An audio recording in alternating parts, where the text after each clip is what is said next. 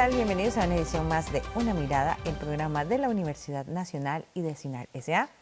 Mi nombre es Maribel Quiroz Jara y en esta oportunidad vamos a hablar de la autopsia de un femicidio. Sí, en Costa Rica prácticamente vivimos una epidemia de violencia y el tema de los femicidios contra las mujeres costarricenses pues no ha sido la excepción. Por eso hoy, como todos los años y como en toda oportunidad y cada día, deberíamos hablar de este tema de la violencia contra las mujeres. Y para ello contamos en esta oportunidad con la participación de Larisa Arroyo, quien es académica del Instituto de Estudios de la Mujer de la Universidad Nacional. Gracias, Larisa, por estar de nuevo con Una Mirada. Muchas gracias por la invitación, encantada de estar aquí. También está con nosotros Andrea Murillo Briones, quien es la fiscal, la coordinadora de la Fiscalía de Género. Bienvenida a Una Mirada. Muchísimas gracias, de verdad que es un honor poder compartir con ustedes este día. Y también nos acompaña Ana Hidalgo de la Red Feminista contra la Violencia hacia las Mujeres. Gracias por estar con nosotros, Ana. Gracias a ustedes por invitarnos. Una Mirada se ha destacado durante sus muchos, ya como 16 años de existencia, ya hasta perdí la cuenta, por abordar estos temas constantemente, convencidos de que, ¿verdad?, de que cuanto más hablemos del tema, pues más nos unimos a las diferentes frentes de lucha en contra de la violencia contra la mujer, entre otras tantas violencias que ahora azotan a nuestro país. Esta en particular es bastante preocupante, ¿verdad? Tenemos que del 2007 al 2024, 470 mujeres han muerto víctimas de un femicidio en Costa Rica. Una situación realmente lamentable. Y usted ha dado una estadística de las mujeres que mueren, pero hay una estadística todavía más grave que son las tentativas de femicidios, ¿verdad? Que la relación que existe en los datos que provee el Poder Judicial tiene una relación casi de 1 a 6, 1 a 5. Por cada femicidio hay 6 tentativas, digamos. Por ejemplo, yo tengo aquí los datos, cómo ha aumentado las tentativas entre el 2020 y el 2022. En el 2020 hubo 114 tentativas de femicidio. En el 2022, 137. Digamos, todavía nos faltan los datos del 2023, 2024, pero hay una tendencia, digamos, a incrementarse, ¿verdad?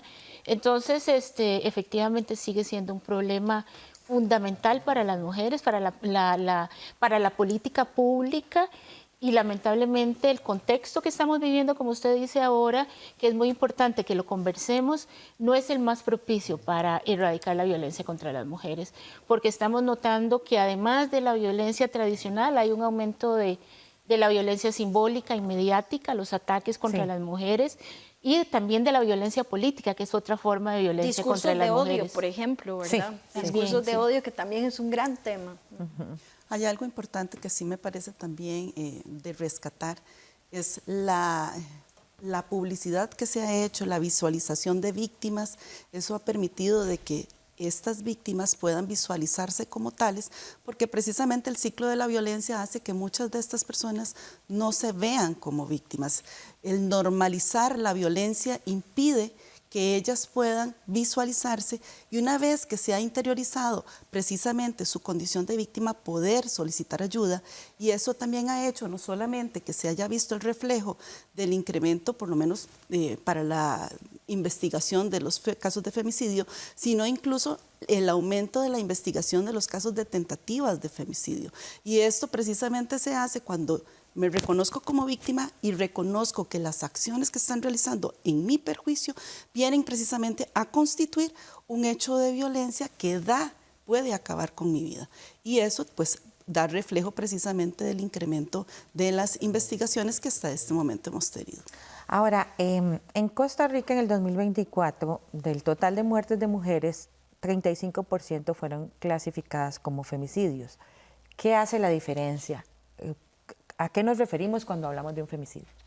Ok, lo primero que es importante tener en cuenta es que el femicidio es la máxima expresión de la violencia contra la mujer. Y por lo menos a partir del año 2021, en nuestra legislación hay una reforma porque antes del 2021 el femicidio solamente era quien daba muerte a una mujer en un contexto de una relación de pareja, de una relación de unión de hecho, ¿verdad? Y eso pues limitaba mucho la investigación de toda esta violencia contra las mujeres. Precisamente a partir de mayo del 2021 se incluyen otras situaciones de relaciones de pareja como lo son los noviazgos, relaciones análogas que permiten ampliar la investigación. Y para agosto de ese mismo año, esta ampliación de las investigaciones de esas muertes de mujeres es más amplia aún, dentro de un contexto ya de diferentes tipos de violencia, es decir, violencias incluso dentro del grado de la familia, violencias con un proxeneta, con un cliente de estas mujeres que se dedican a la prostitución, también pueden ser investigadas dentro del contexto de femicidio. Aquellas que estén vinculadas a las crímenes, crimen organizado, vienen a poder constituirse investigaciones por femicidio, en cuyo caso las penalidades también son más altas, están mayormente sancionadas que un homicidio puro y simple que eran así investigados previamente. Tal vez lo importante de lo que está diciendo Andrea tiene que ver con por qué tenemos un tipo penal del femicidio, ¿verdad? ¿Por qué fue necesario crear una ley que creara un tipo penal? Si alguien podría decir, bueno, es un homicidio simple o calificado, ¿verdad? De hecho, el femicidio tiene la misma pena que un homicidio calificado. O sea, no es que la vida de las mujeres sea más importante que la vida de los hombres, pero lo que sí es diferente es que los hombres que son los que más mueren por hechos violentos, digamos, y que es toda una problemática que debería de abordarse, no ahora, es diferente a la de las mujeres. O sea, los hombres mueren por riñas, por peleas en la calle, ahora por ajuste de cuentas, pero son muy pocos los casos en los cuales usted conoce de una muerte violenta, de un homicidio de un hombre por la pareja. Existen, ¿verdad? Pero son muy pocos. O producto de la violencia sexual, o un ataque sexual en una playa o en cualquier lado. Entonces, todo esto, digamos, es lo que hace la necesidad de visibilizar de que las mujeres tenemos una relación con la delincuencia que es absolutamente diferente al de los hombres. Y cualquier política, tanto de investigación como criminal, que quiera erradicar la problemática de seguridad de las mujeres, tiene que entender que los problemas de seguridad de las mujeres son diferentes del de los hombres. Estas son el tipo de situaciones que llevan a las mujeres a perder la vida o a casi perder la vida o a muchos otros tipos de situaciones. Yo quisiera añadir algo que creo que es importante que recordemos, que el femicidio al final es la última consecuencia, ¿verdad? Pero hay toda una serie de violencias que vivimos las mujeres de manera cotidiana en todos los ámbitos, incluyendo el ámbito estatal, ¿verdad? ¿Por qué digo esto? Porque si no entendemos, y lo decía muy bien Ana, ¿verdad? En el sentido de, si no entendemos la violencia como estructural, sistemática, histórica, no vamos a entender por qué vamos a diferenciar un homicidio de un femicidio, ¿verdad? Las circunstancias son diferentes y hasta las manifestaciones son diferentes. Y aquí algo que es esencial, ¿verdad? Es el tema de la obligación del Estado costarricense en prevenir, atender y erradicar ese tipo de violencia, ¿verdad? De una manera que considere pues las causas, ¿verdad?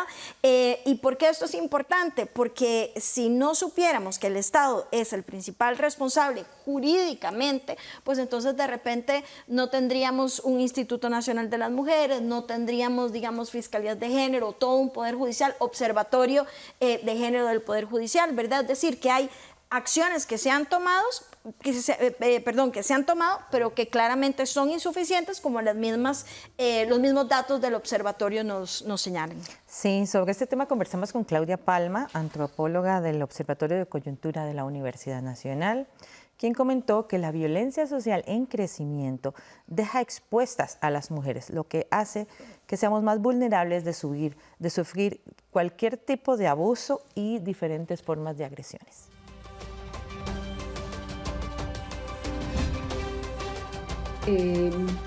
Vamos a ver, la violencia contra las mujeres es estructural, ¿verdad? Eso quiere decir que está anclada en una serie de costumbres que han validado que a las mujeres se les pueda violentar. ¿verdad? No casualmente tenemos normativas específicas para denunciar y para sancionar la violencia de género, la violencia machista, el hostigamiento sexual y demás. Entonces, en un contexto donde la violencia general está aumentando, podemos suponer que la violencia contra las mujeres también va a aumentar porque ellas están, vamos a ver, porque si en este momento por lo menos estamos viviendo un contexto de país en donde los actores políticos encargados de detener la violencia estructural, de crear mecanismos para que se reduzca, están guardando silencio y más bien la están legitimando. ¿Qué es lo que pasa con esto? Que a la vez, si hay una legitimación de la violencia en general, de la violencia en las calles, que cada vez estamos muchísimo más expuestos como ciudadanos y como ciudadanas, esto avala la violencia que casi nunca vemos, pero que sabemos que existe, que es la violencia que pasa al interno de los hogares o en las relaciones de pareja, ¿verdad? Que puede ser contra las mujeres, contra los niños y las niñas, contra las personas ancianas. Y en todos esos grupos las mujeres están más expuestas porque existe, por decirlo así, ha existido un permiso social de que a las mujeres se les puede agredir. Entonces, podemos suponer y tendríamos que esperar, en tanto los mecanismos políticos que se están dando ahora no cambien, que esa violencia aumente, pero es que lo hemos visto aumentar, ¿verdad? En términos de los asesinatos que ocurren incluso como consecuencia de otro tipo de violencias, pero en donde las mujeres están involucradas también como víctimas, ¿verdad?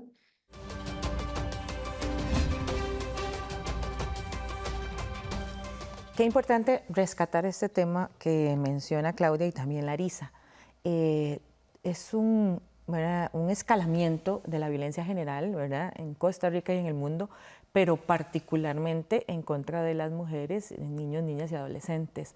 ¿Qué está pasando para que esto esté sucediendo después de que durante años, ¿verdad?, trabajamos en organización, en legislación, en educación para atender esta situación y no obstante, pues ahora, pues sí, hay una violencia generalizada en contra de las mujeres, que es el tema que nos interesa hoy? Yo tal vez diría que son muchos los factores. Cuando uno habla sobre violencia contra las mujeres, desearía que uno pueda decir, desactivo este chip y se acabó la violencia. Sí. Son muchos factores, pero indudablemente hay uno que es muy importante, que tiene que ver con el entorno de la cultura, ¿verdad? Todo lo que usted habla, de todo lo que este país ha invertido, es que son 25 años, 30 años de política pública, de, por un lado, decirle a las mujeres, como decía Andrea, esto es violencia, el Estado, si usted habla, si usted rompe el silencio, el Estado la va a apoyar para sacarle la situación de violencia, para que tenga justicia, ¿verdad?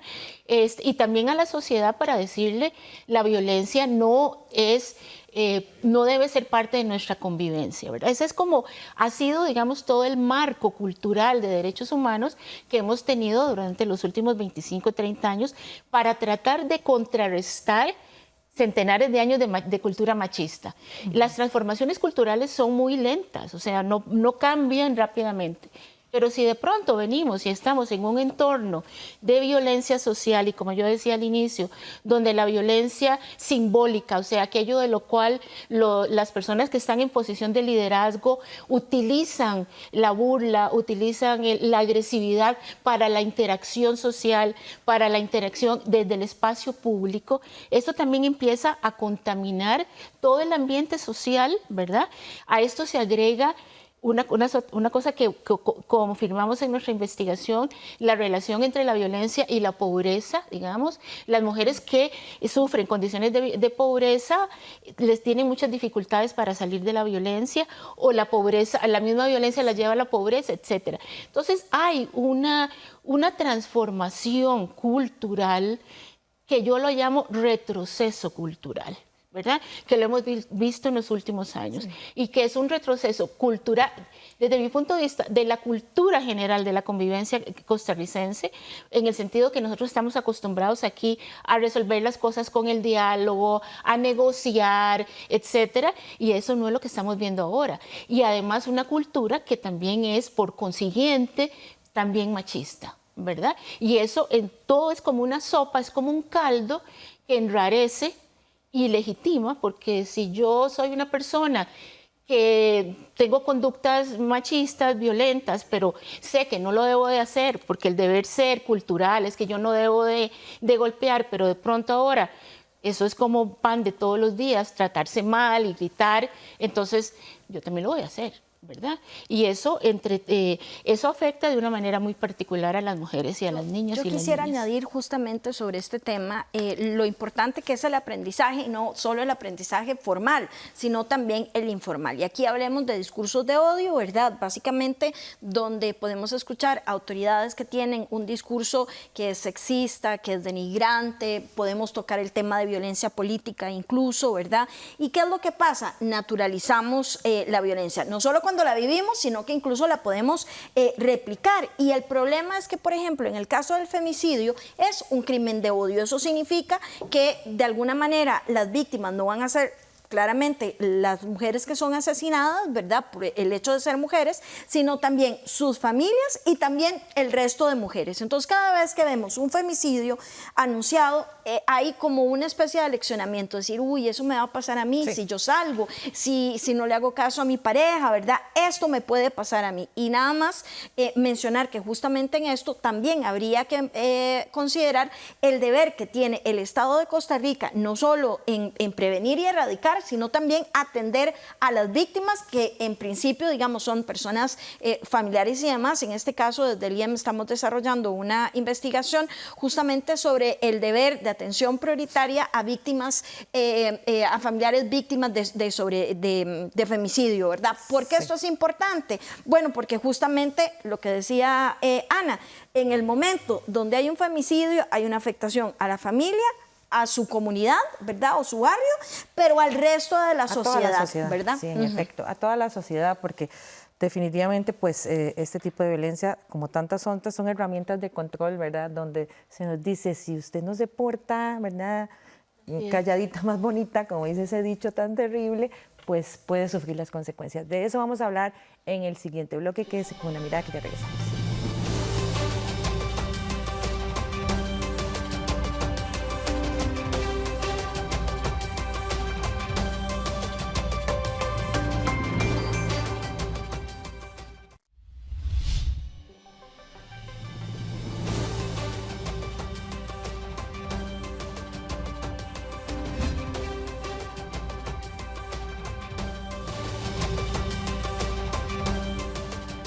Regresa usted a Una Mirada, del programa de la Universidad Nacional y de CINAR S.A. Hoy con el tema autopsia de un femicidio, un tema bien importante dada la escalada de violencia general y por supuesto en contra de las mujeres que estamos viviendo en Costa Rica en los últimos tiempos.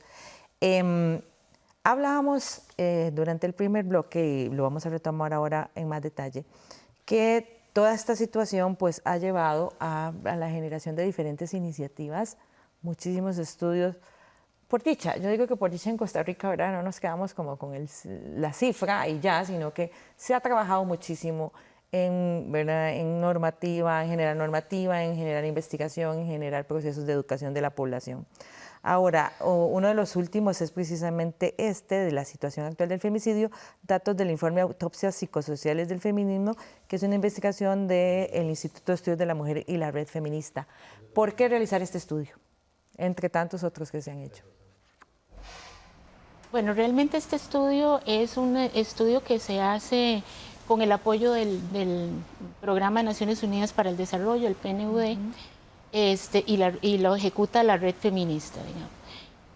Vamos a ver, ¿por qué se hace? ¿Por qué se hace, digamos, una autopsia? Cuando uno tiene una autopsia, usted tiene un cuerpo y usted trata de que el cuerpo le hable, de qué fue lo que pasó, para poder entender.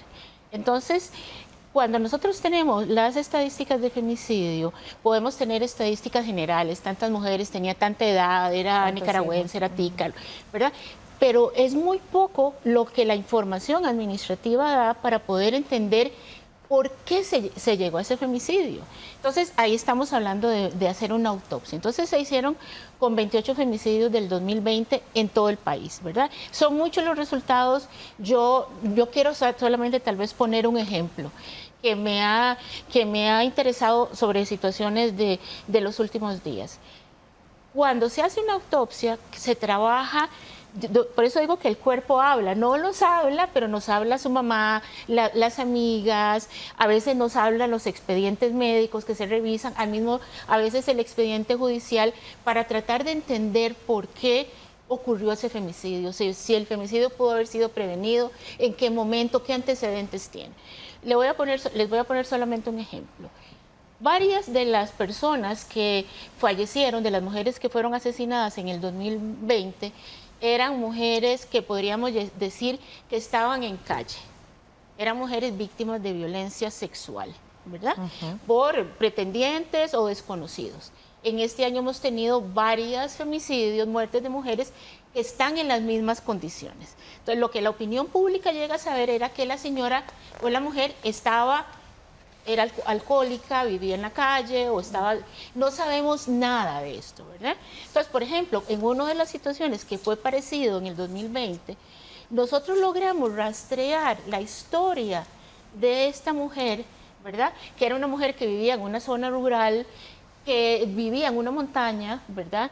Que su madre, la pareja y su madre lo vivían en la montaña. Hay una historia de explotación de trabajo infantil, ¿verdad? Porque este hombre no les dejaba ir a la escuela. Hay una historia de alcoholismo, hay una historia de violencia intrafamiliar en la niñez de esta mujer, ¿verdad? Hay una historia de abuso sexual en su adolescencia y después hay una experiencia de alcoholización, porque con esta historia, quien no ha, digamos, y nunca ha intervenido, nunca tratada, una persona que fue víctima directa de violencia infantil, testiga de la violencia de su madre, ¿verdad? Y a sus hermanos. Y entonces, al final lo que tenemos es una mujer que termina en la calle, producto de un pretendiente, y entonces lo que dicen los medios de comunicación es que ella era alcohólica, ella era drogadicta, ¿verdad? Y por eso, de alguna manera, se justifica que la haya matado, de alguna manera se lo buscó. Entonces, con esto le doy un ejemplo de lo que hace una autopsia, ¿verdad? Es tratar de proveer información para decir cómo vamos a prevenir estas muertes, en qué lugar están esos detonantes donde nosotros podemos trabajar para. En este caso, por ejemplo, descubrimos de que no existe ningún tipo de programas para mujeres con problemas de alcoholismo, ¿verdad? Por lo menos, excepto específicos, porque las mujeres se vinculan con el alcohol de una manera diferente como se vinculan los hombres, y no existen, ¿verdad? El IAFA hace algunas cosas, pero no tiene un enfoque específico. Entonces, eso, digamos, son como un ejemplo y algunas de las conclusiones que una investigación como esta da para la política pública. ¿Y cuáles son los principales hallazgos del estudio? Sigo hablando yo. Vamos a ver, es que se trabajó de muchas cosas, digamos. Vamos a ver, tal vez algunas de las que pueden ser de interés, luces y sombras en términos de la política pública, en el sentido de que hay una inversión muy importante en política pública, hay mucho know-how en las instituciones, ¿verdad? Pero también muchas situaciones en las cuales las políticas y las cosas que se deben hacer no se están haciendo como se deberían de hacer, y eso tiene un impacto en la atención que reciben las mujeres. Una conclusión muy importante también tiene que ver con la ausencia de la inversión, ¿verdad? La problemática de la violencia ha sido cada vez más compleja. Como decía Andrea, ya las mujeres no solamente mueren en las relaciones de pareja, sino que también mueren en manos de sicarios, en otros contextos. Eso hace que la investigación sea compleja, ¿verdad? Pero no han aumentado los oficiales del OIJ, ¿verdad? La Fiscalía tampoco, ella podrá hablar mejor que yo, digamos, pero eso fue parte de lo que también nosotros encontramos en la investigación. O llegamos a los lugares, en los cantones, porque fuimos por todo el país, y resulta que las instituciones tienen una persona una psicóloga para poder dar acompañamiento en todo el cantón. Entonces, es una situación en la cual, si no hay más inversión y solo se sigue planteando una demanda, porque es como dos cosas. Queremos calidad en la respuesta de la institución, pero para dar calidad también requerimos que haya mayor inversión social. Sí, mucho que decir al respecto, Andrea. Sí, bueno, a nivel del Poder Judicial, sí, un estudio como ese me parece sumamente importante porque va a nutrir de factores de vulnerabilidad de todas estas víctimas que van a ser parte del reproche social que se puede implementar a través de una sentencia al momento de elaborar un juicio. Y esos factores de vulnerabilidad no están tan a simple vista con solo... ¿Cuáles son esos factores? Son múltiples. Simplemente el hecho de ser mujer ya es un factor de vulnerabilidad. La pobreza es un factor de vulnerabilidad. El tener problemas de adicción es otro factor de vulnerabilidad. El tener hijos, eso representa también un factor de vulnerabilidad porque todos estos aspectos hacen de que me venga a limitar como persona para interponer una denuncia o incluso buscar ayuda. Entonces, el tener un estudio, aunque ya la persona haya fallecido, va a poder visualizar a los jueces sobre quién era esta muerte, esta persona muerta, que además era mujer, que era madre, que tenía problemas de adicción, que sufrió de agresión en su niñez o agresión sexual o vio a sus padres también sufrir de esta violencia estructural que tiene nuestra sociedad. Entonces, eso es parte de lo que es necesario para nutrir las investigaciones. Las carencias que a nivel del Poder Judicial tiene pues, el Ministerio Público o la Fiscalía de Género pues, son múltiples. Les podría decir que a nivel nacional la Fiscalía de Género tiene solo 26 unidades con fiscales especializados. Imagínate. Entonces, en esas, cuando mucho hay 3 fiscales especializados, pero no en todas. Hay unidades que solo tiene un fiscal. Y eso representa que solo ese fiscal va a ver delitos de penalización de la violencia contra la mujer, incluidos los femicidios, y además todos los delitos sexuales.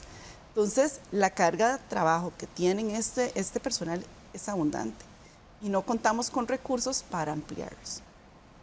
Les puedo dar un dato a nivel estadístico que entre el 2022 y el 2023 se incrementaron en 15,000 denuncias, contemplando pues, las 2 líneas de investigación que maneja la Fiscalía de Género. Esa es nuestra realidad.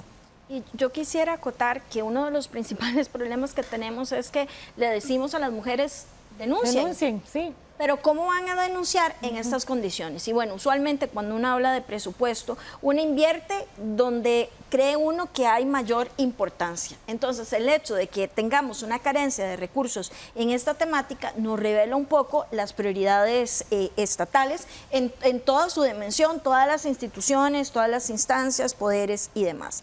Ahora, uno de los, digamos, de las obligaciones que yo quisiera poner sobre la mesa es que hay varias recomendaciones del Comité CEDAW, que es el comité, digamos, que vigila, ¿verdad?, que Costa Rica cumpla con la Convención CEDAW, que es la Convención para la Eliminación de todas las formas de discriminación contra las mujeres, que también tiene recomendaciones generales, que también tenemos el mecanismo de la Convención Belém do Pará, que ahora en noviembre viene el examen periódico universal, que de hecho la red también mandó un informe y que esperaríamos que haga recomendaciones sobre esta temática. Es decir, en estos momentos no es que no haya una obligación jurídica del Estado, solo que el Estado no lo está cumpliendo y el Estado en toda su amplitud. No hablo de gobierno, sino que hablo de los 3 poderes, todas las instancias y demás. Cuando hablamos de investigación, yo admiro mucho la investigación que hicieron, no obstante, yo también reflexiono y digo, ¿quién debería ser la entidad encargada de hacer este tipo de investigaciones? Las universidades, ¿verdad? En ese sentido, como les dije, nosotros estamos haciendo esta de, digamos, la atención de personas familiares sobrevivientes de femicidios, pero eso no nos podemos quedar ahí, ¿verdad? Entonces, ¿quién hace esas investigaciones? Porque además la red es sociedad civil, ¿verdad? Con el apoyo de Naciones Unidas, pero entonces, ¿dónde está la apuesta gubernamental y estatal de esas investigaciones para poder dar digamos, una respuesta, ¿verdad? Cuando decimos, bueno, es que nos hacen falta tantos fiscales, nos hace falta, porque además no puede ser cualquiera, tiene que ser alguien que sea especializado en la temática, sí, claro, ¿verdad? Entonces necesitamos esa información para poder responder. Bueno, a nivel nacional hay fiscales que no son especializados y que tienen que tramitar con esta materia. Y no solamente eso, o sea, tiene que tenerse una capacitación o por lo menos tener la conciencia de cuáles son las limitaciones que esta población tiene. Tiene que ser un fiscal sensibilizado y eso generalmente desde la jefatura de la Fiscalía de Género, desde la Fiscalía General, trata de por lo menos establecer esa sensibilidad con los fiscales especializados. Trata de capacitar a los fiscales especializados en la atención de todas estas víctimas, pero no todas las personas tienen esa capacidad.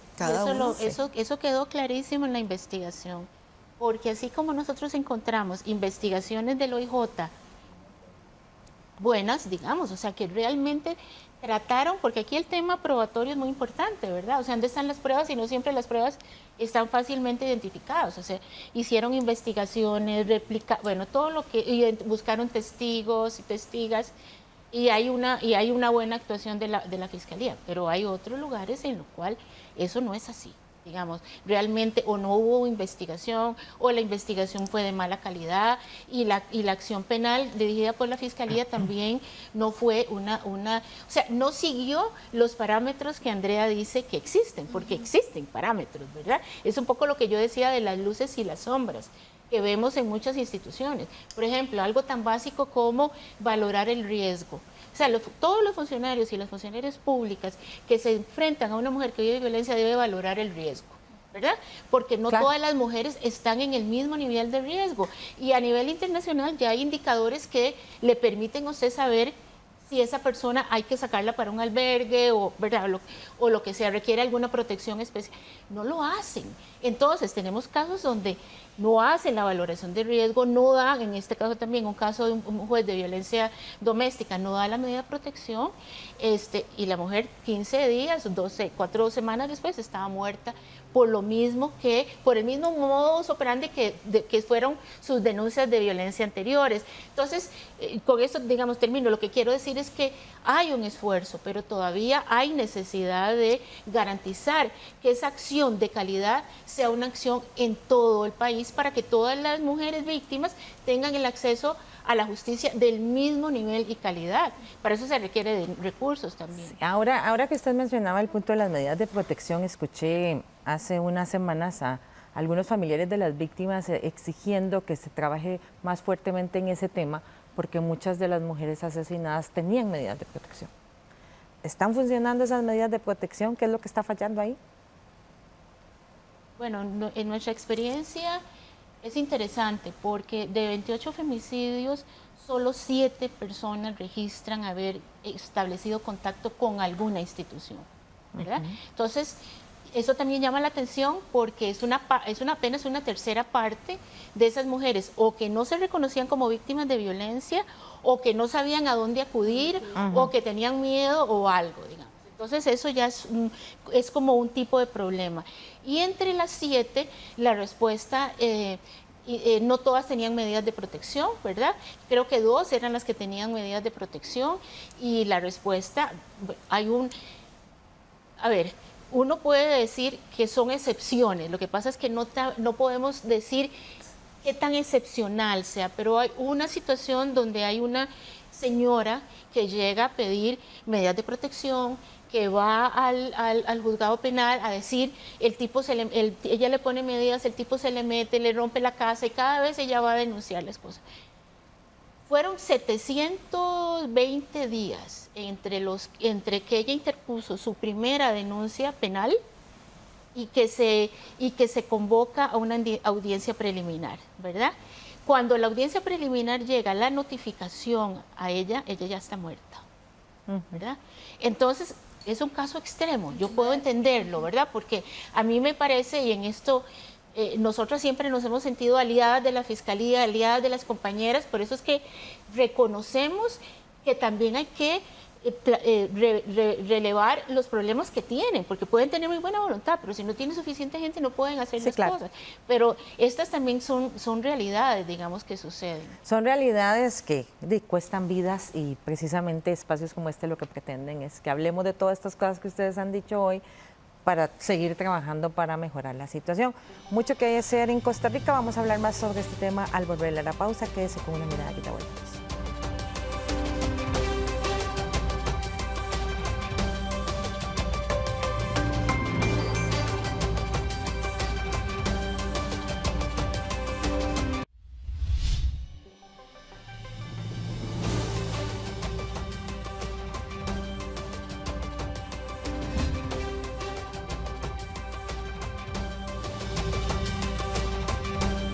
Continúe usted con una mirada del programa de la Universidad Nacional y de CINAR S.A. Hoy con el tema de la autopsia de un femicidio, porque decenas de mujeres pues mueren todos los años en Costa Rica víctimas de este crimen. Y pues hay muchas cosas que se están haciendo, muchas iniciativas, pero seguimos en pie de lucha en contra de este tema. Sobre este tema conversamos precisamente con Marcela Arroyave, quien es abogada del Departamento de Violencia de Género del INAMO, y nos explicó que las mujeres que participan del crimen organizado también sufren de violencia de género y son víctimas de femicidios por ajuste de cuentas.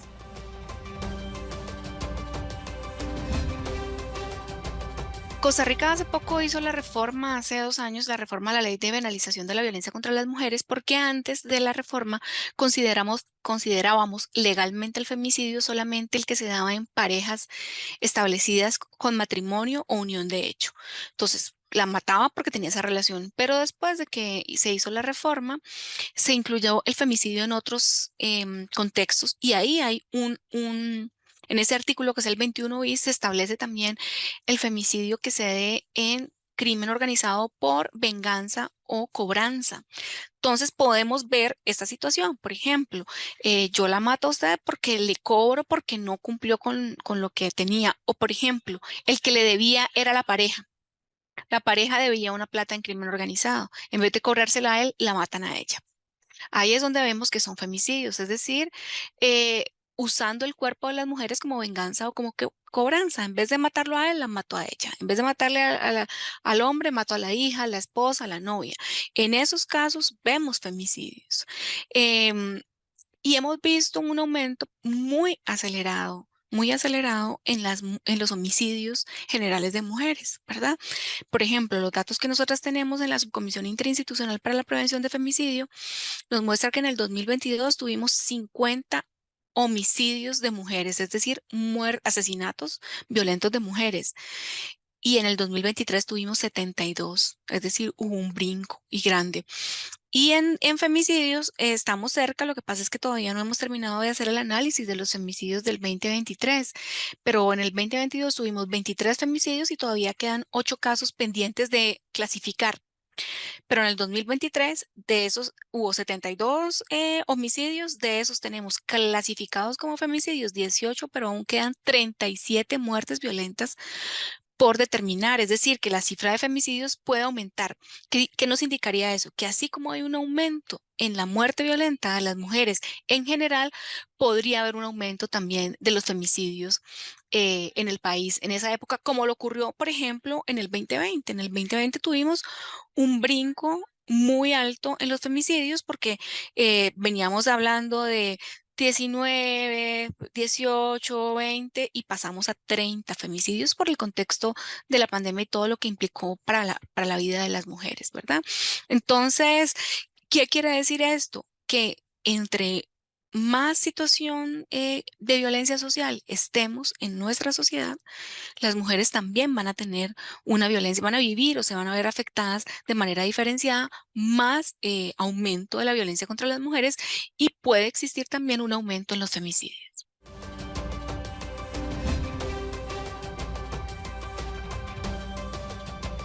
Una reforma muy importante esta, porque en definitiva, como ustedes han mencionado en el programa, el femicidio va mucho más allá de las relaciones de pareja formalmente establecidas. Claro, y esta reforma viene a ampliar el marco de acción precisamente del Poder Judicial o por lo menos del Ministerio Público, permitiendo la investigación y incrementar el reproche de las muertes de estas mujeres en varios contextos. Y es que así como se denomina la inclusión del artículo 21 bis, femicidio determinado como la violencia contra la mujer, la muerte de una mujer, con un contexto de odio contra la mujer dentro de varios contextos, dentro de incluido esto lo que tenga que ver con crimen organizado o incluso, como se decía en la entrevista, pues precisamente cuando se quiere cobrar y que sea la parte más vulnerable, la mujer, la que se le da muerte precisamente. Pero tal vez justamente sobre eso, porque siempre nos dicen, bueno, violencia es violencia y cobran las vidas de hombres y de mujeres.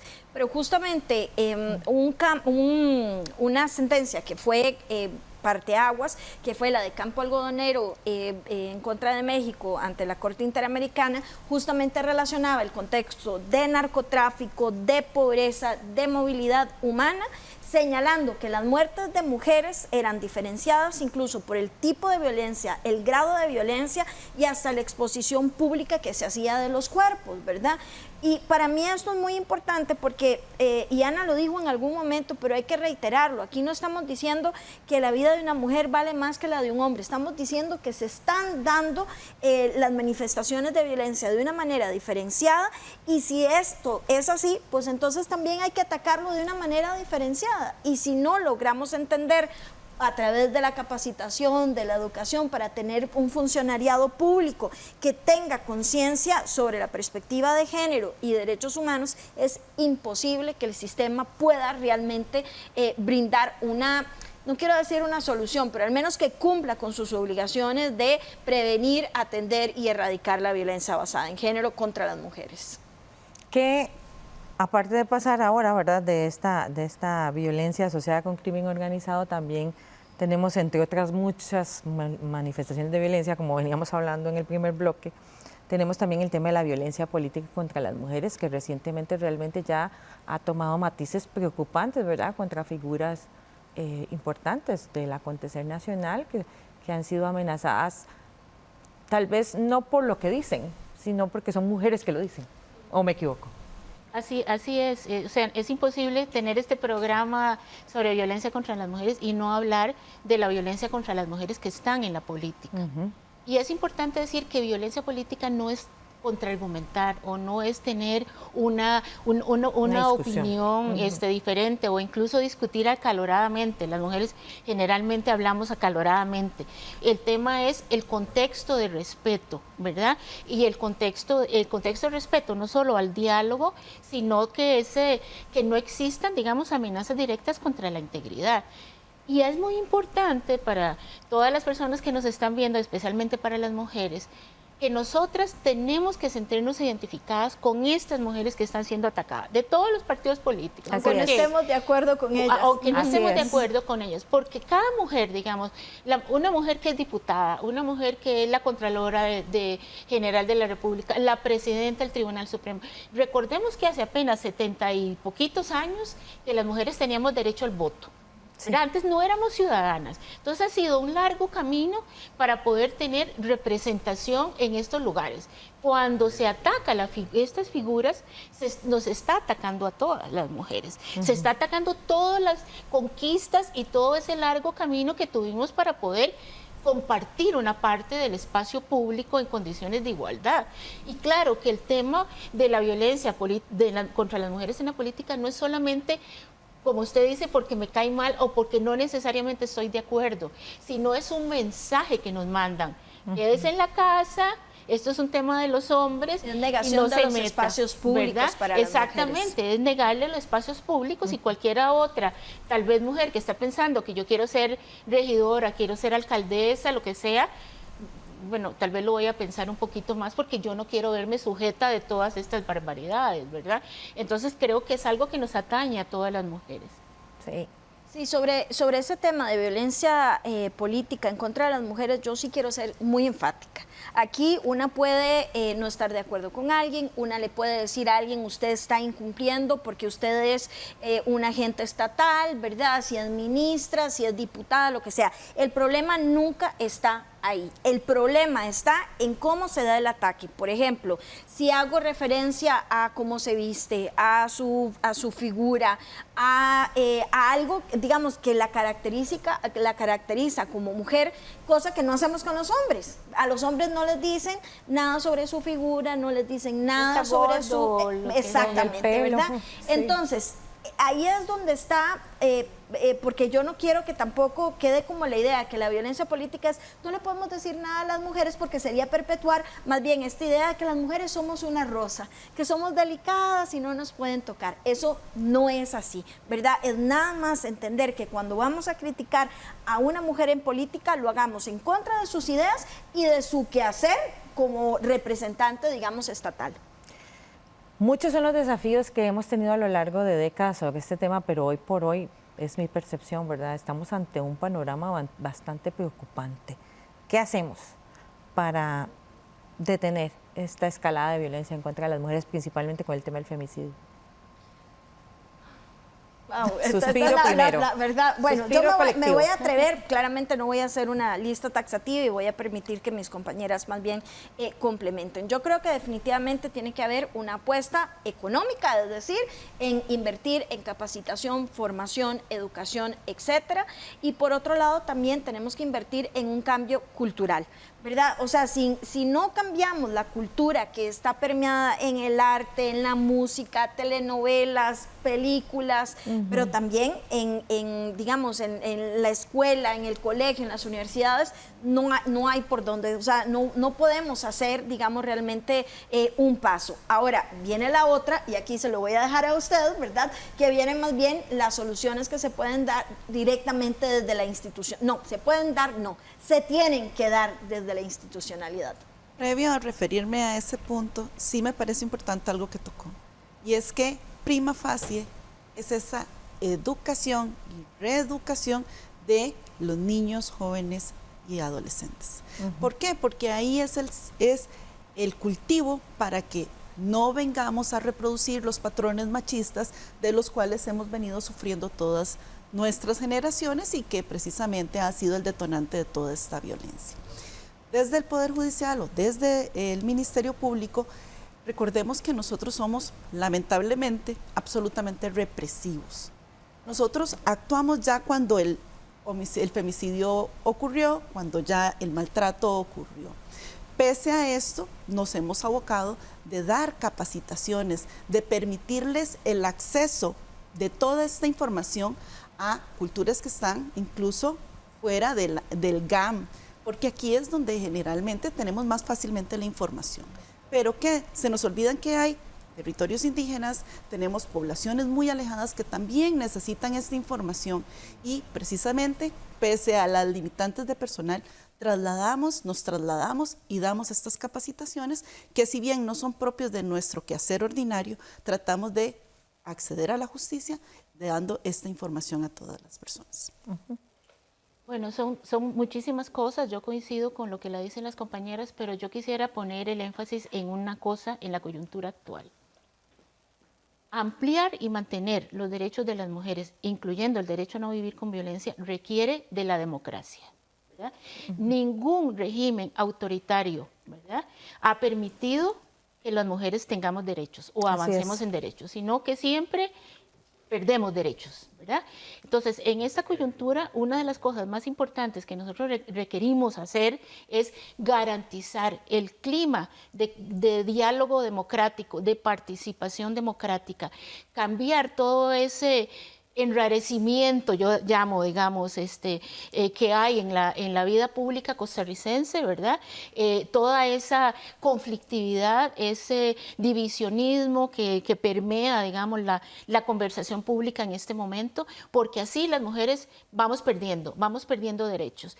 Y también recordar aquellas cosas que han sido buenas de nosotros, de los costarricenses. Hemos construido sobre una base que no es una base autoritaria, hemos construido sobre una base de diálogo, de conversación y también de empatía. Yo le decía ahora a Larisa, este mundo y esta sociedad necesita más empatía, más compasión, más ponernos en el zapato de las otras personas, más entendernos, más amor, si usted quiere que lo pongamos de esa manera, digamos, porque con este nivel de conflicto que tenemos, lo que estamos haciendo es destruyendo lo que hemos construido, que no se trata de que las cosas no se puedan mejorar, pero se mejoran en la conversación.